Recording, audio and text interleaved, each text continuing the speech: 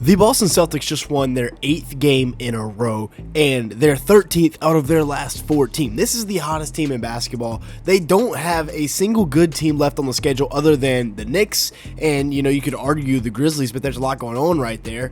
And the craziest, scariest part about this Celtics team is they keep having guys step up. Luke Kornet off the bench, Baylor Shireman. This team is so deep with guys that can step in and impact a playoff series or just a regular season game that it's scary.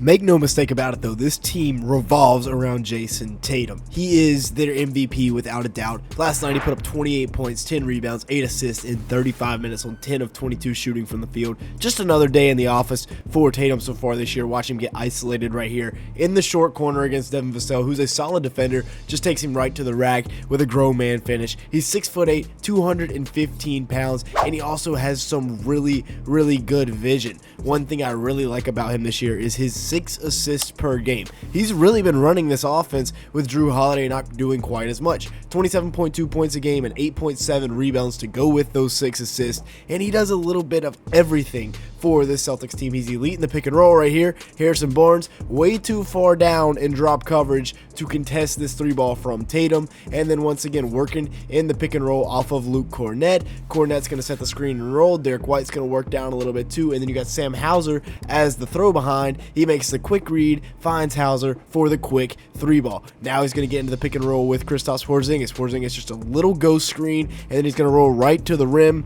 Tatum recognizes Harrison Barnes coming up for the double, slips it to Porzingis for the easy 2. Now, once again, watch them get him isolated at the elbow. His ISO game in the mid-range is really tough to stop because if it's a smaller defender like Stephon Castle, he's just going to shoot over him. If it's a bigger defender, he's just going to blow right by him to the rim. He's also really good in transition, tough to stop. Remember, he's 6'8", 215, so getting downhill, he can be a nightmare to get in front of and try and defend, and then he can even find the lob when it's there. He always makes the right play. That's something I really like about Jayson Tatum. And then stepping into the catch and shoot tray ball.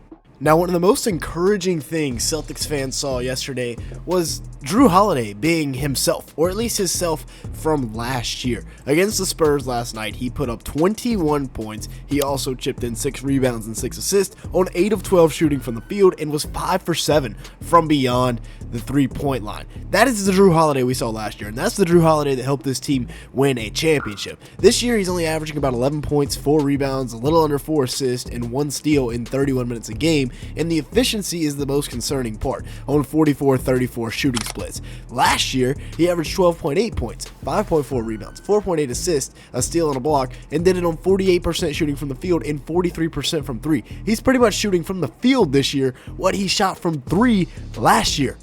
That is concerning, but like I said, we got to see him shoot 5 for 7 against the Spurs, being that explosive 5th option that the Celtics have, that they can just come at you in waves, and that's how they're going to beat teams like the Cavs in the NBA playoffs, is by having their key role players like Jrue Holiday. And yeah, it's a little disrespectful to call him a role player, but he does the little things like right here grabbing the offensive rebound. He's one of the best in the business at being a role player, but at the end of the day, we'll call him a role player. We'll call him an all-star role player, but they got to have those guys playing at their best in order to beat teams like the Cavs this year, because this is a different Eastern Conference than it was last year, and then the West is just ridiculous. And then Luke Kornet, the big sleeper for this team, stepping up with 15 points, 16 boards, 4 assists, and a block in 31 minutes. Kristaps Porzingis had 5 fouls last night, so an increased burn for Kornet. You see the skip pass right here, a little bit of vision with those 4 assists, and then a nice cut right here off of Kristaps Porzingis. If we're getting to see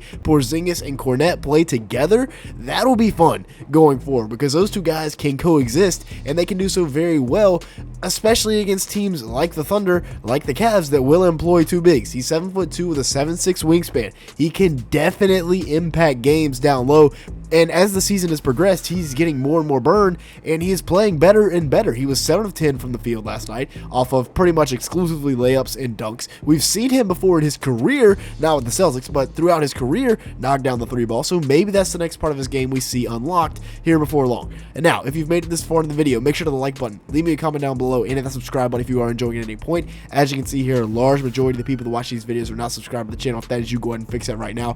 Now let's talk about the rookie, Baylor Shireman, who is is another guy that has been coming on as of late. A couple of white boys up here in Boston have been hooping as of late. 7.5 points a game this year for Baylor, 2.8 rebounds, 1.8 assists, I should say, over the last 6 games, not on the year, on 50% shooting from the field and 50% from beyond the arc. And the Celtics are 6-0 over these last 6 games, and Baylor Shireman's only taken 2 non-3-point field goal attempts. Speaking of field goal attempts, Jaylen Brown has only taken 10.7 per game since his injury. For a guy that averages 22.5 points, 6 boards, and 4.5 assists, and was the NBA Finals MVP last year, that is simply not enough. 46% shooting from the field, 32% from 3 on the year for JB.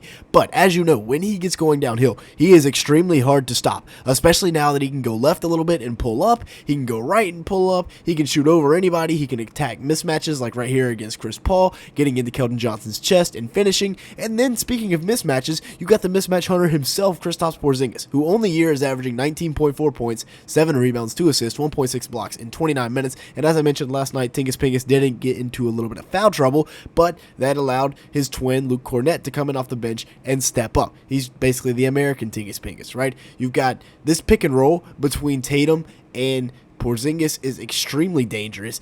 Porzingis on the year is shooting 49% from the field, 40% from 3 on 6 attempts. And like I said, he is the mismatch hunter. Just hunting out Julian Champagnie right here, puts him on the block and just shoots right over him like he's a little kid in the driveway. And then Derek White has been playing. He went through a little bit of a slump, but he's been playing very good as of late. 16.5 points a game, 4.5 boards, 4.5 assists, a steal and a block per game on 44% shooting from the field, 38% from 3 on about 9 attempts per game. He'd be well over 40 if he didn't forget how to shoot a basketball for most of the end of December and beginning of January. But like I said, now he is definitely back on track, knocking down tray balls every night. And then little ghost screen here from Tatum, get downhill, get into the mid-range. Devin Vassell's a great defender. Doesn't matter. He's just going to pull up and hit over the top of him. Same thing with Sam Hauser here. Over Mamu right there. Hauser and Shireman. Like I said, I thought, Shireman was eventually going to replace Hauser, but now they're able to play together. And with Hauser averaging 8 and 3 off the bench in about 21 minutes and shooting the ball extremely well, you can now put Baylor in there as well, and it's just a really tough bench unit. I mean,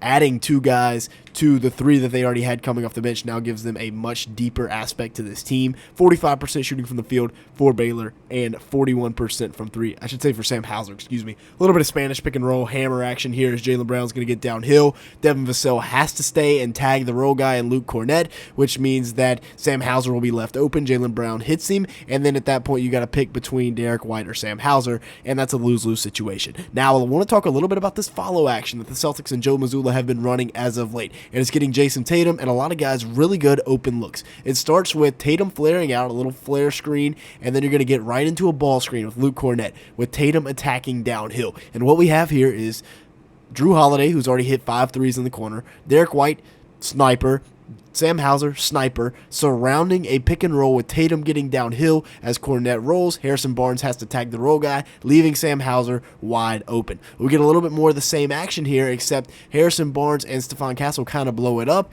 and Tatum just cuts right back door for the easy layup. Really nice offensive action right there. Wanted to highlight that before the video ends, but that's why the Celtics team, I mean, you add Shireman and Kornet to this core that they already have, it's a dangerous lineup. With that being said, that's going to be it for today's video. Thank you so much for watching. Make sure to hit the like button, leave me a comment down below, and hit that subscribe button if you did enjoy at any point. And with all that being said, thanks so much for watching today's video.